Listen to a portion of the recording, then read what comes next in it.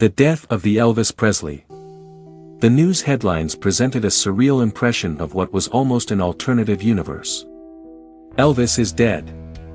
Elvis, king of rock, dies at 42. Elvis Presley dies of heart attack. It almost seemed unbelievable. Early news reports were short, incomplete, and confused.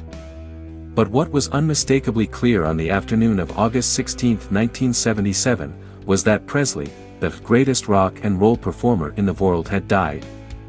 How could this be? We just saw him on TV performing from Vegas. What did they say it was? A heart attack? Really? That's unbelievable. He was only 42.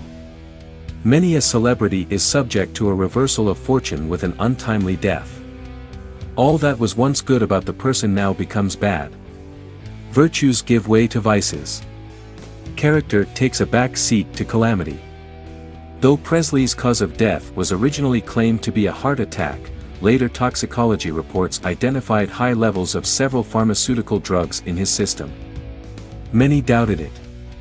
After all, President Richard Nixon had met with Elvis and given him a badge from the Bureau of Narcotics and Dangerous Drugs. There's a photo to prove it. Others just accepted the story as another drug-related death of a rock and roll star. How the cause of death changed from heart attack to prescription drug poisoning typifies the pattern of a celebrity's fall from grace. It was mid-August, 1977. Elvis Presley was at his Graceland mansion in Memphis, Tennessee, resting between concert appearances. Sometime near 2:30 p.m., his girlfriend, Ginger Alden, found him lying face down on the floor of his spacious bathroom. At 2:33 p.m., a call came into Memphis Fire Station number 29 indicating that someone at 3754 Elvis Presley Boulevard was having difficulty breathing.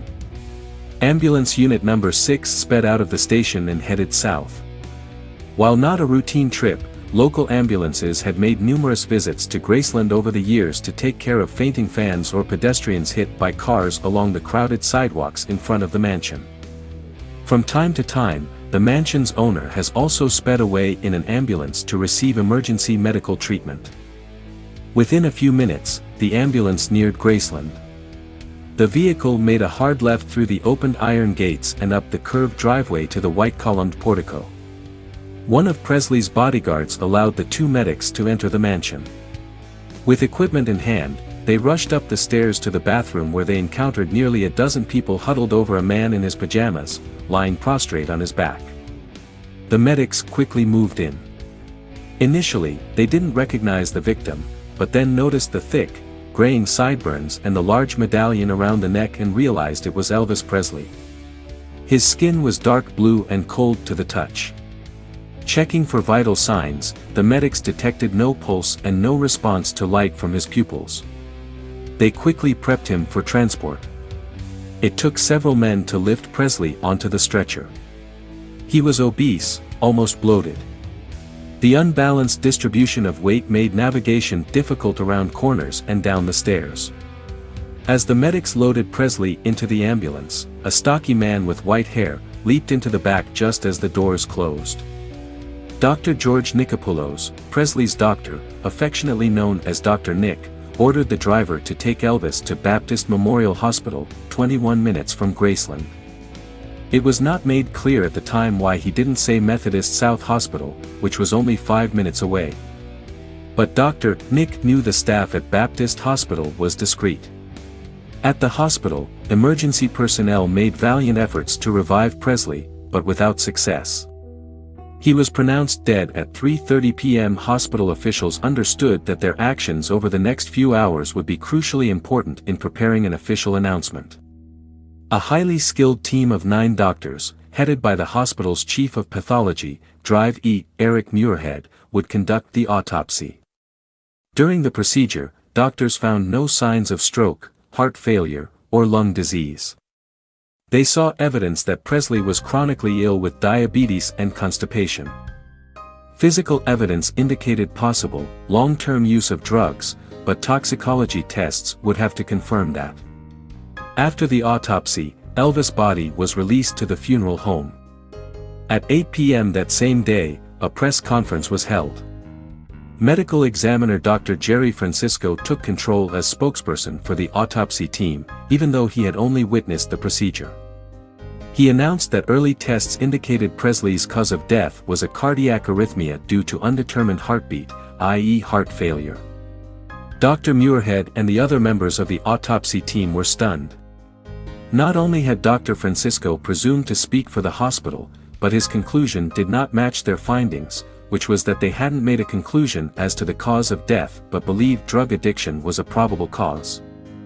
Dr. Francisco went on to say that determining the official cause of death would take days or even weeks, but that drugs were absolutely not a factor in. For a time, most people accepted this finding. But the toxicology report that came out weeks later revealed high levels of pharmaceutical painkillers such as Dilaudid, Quaalude, Percodan, Demerol, and codeine in Elvis' body. The Tennessee Board of Health began an investigation into Presley's death and initiated proceedings against Dr. Nick. During the hearings, evidence was presented that Dr. Nikopoulos had written prescriptions for more than 8,000 doses of medication since 1975 and that the pattern had been escalating since then. During the hearings, Dr. Nikopoulos admitted to writing the prescriptions. In his defense, he claimed that Elvis was so addicted to painkillers that he prescribed the medications to keep Elvis away from dangerous and illegal street drugs, trying to control his addiction. The jury agreed with the doctor's rationale and absolved him of negligence in causing Presley's death. In 1980, Dr. Nikopoulos was indicted again for OVR prescribing drugs to Presley and singer Jerry Lee Lewis, but was acquitted. However, his questionable medical practice caught up with him, and in 1995, the Tennessee Board of Medical Examiners permanently suspended his medical license for OVR prescribing drugs to his patients. On August 17, 1977, the doors of Graceland were opened for public viewing of The King's Body, and Presley instantly passed from music legend to cultural icon. Crowds had gathered early that day and quickly grew to an estimated 100,000. The mourners ranged from preteens to middle-aged and older men and women. Many expressed genuine, open sorrow over his death. Others were more upbeat, almost festive, and eager to be part of the cultural history. Due to the extreme temperatures that day, the showing was cut short for fear the heat and humidity would disfigure Elvis' body. On August 18, 1977, a funeral procession of 17 white Cadillacs and a hearse carrying the body of the King of Rock and Roll slowly made its way from Graceland to Forest Hill Cemetery. Under heavy guard, a simple ceremony was conducted. Present were Elvis' former wife Priscilla, and his daughter Lisa Marie, his father Vernon, and Minnie Mae Presley, Elvis's paternal grandmother. Several celebrities, including Chet Atkins, Anne Margaret, Caroline Kennedy, James Brown, Sammy Davis, Jr., and of course Colonel Tom Parker, who had guided and gilded Presley's career from the start. Elvis was laid to rest in a mausoleum alongside his mother, Gladys. The King of Rock and Roll was dead, and there was no other king to take his place. In his 20-plus years as celebrity entertainer, Elvis Presley had become a defining force of the times.